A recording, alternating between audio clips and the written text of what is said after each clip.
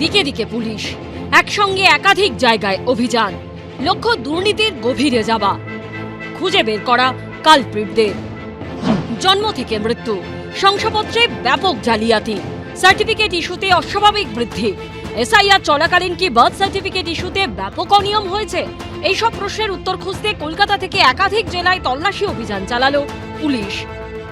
সরকারি দপ্তর থেকে শ্মশান, পঞ্চায়েত থেকে পুরসভা, রেজিস্ট্রার সহ একাধিক নথি বাজেয়াপ্ত করল পুলিশ।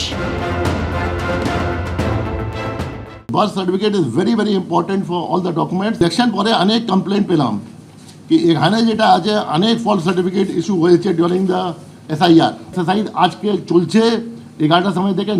বৃহস্পতিবার কলকাতা পুরসভার সদর দপ্তরে পৌঁছয় নিউ মার্কেট থানার পুলিশ।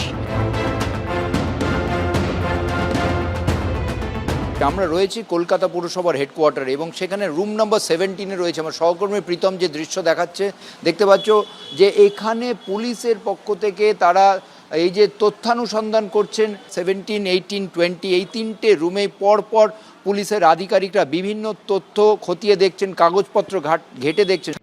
একইভাবে চিতপুরে কলকাতা পুরসভার 1 নম্বর বড় অফিসে আসে পুলিশ। বার্থ সার্টিফিকেটের রেজিস্টার ধরে ধরে যাচাই করা হয়। কলকাতা পুলিশের তরফ থেকে চিতপুর থানার পুলিশ আধিকারিকরা তারা এই মুহূর্তে এই যে 1 নম্বর বড় যে অফিস সেখানে তারা এসে ভেতরে যে রেজিস্টার সেগুলো তারা খতিয়ে দেখছেন। পুলিশ আধিকারিকরা ভেতরে রয়েছেন, সিনিয়র অফিসাররা রয়েছেন এবং বাইরের কাউকে কিন্তু আজকে এই বড় অফিসে অ্যালাউ করা হচ্ছে না, তার গেট বন্ধ করে রাখা হয়েছে। একইভাবে ফুলবাগানে কলকাতা পুরসভার 3 নম্বর বড় অফিসে কেওড়াতলা মহাশ্মশানে নথি সংগ্রহ করতে পৌঁছয় টালিগঞ্জ থানার পুলিশ। অন্যদিকে প্রিন্স আনোয়ার শাহ রোডে কলকাতা পুরসভার 10 নম্বর বড় অফিসেও চলে পুলিশি তল্লাশি।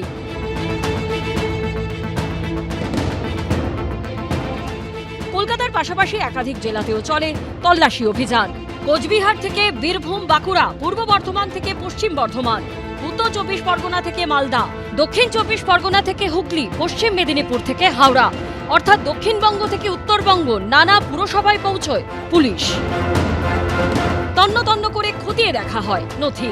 উদ্দেশ্য একটাই, এসআইআর এর আবহে কোথাও বেনিয়মের মাধ্যমে বার্থ সার্টিফিকেট ইস্যু করা হয়েছে কিনা।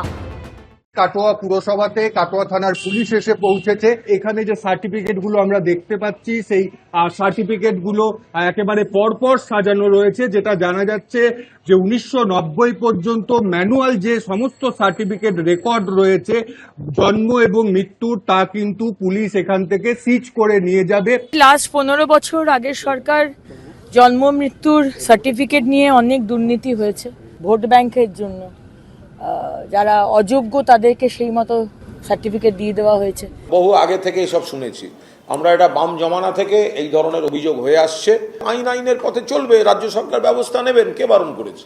কতদূর ছড়িয়ে দুর্নীতির শিকড়, কাদের কোন উদ্দেশ্যে বেনিয়ম করে বার্থ সার্টিফিকেট পাইয়ে দেওয়া হয়েছে, সবটাই কি ভোটের স্বার্থে?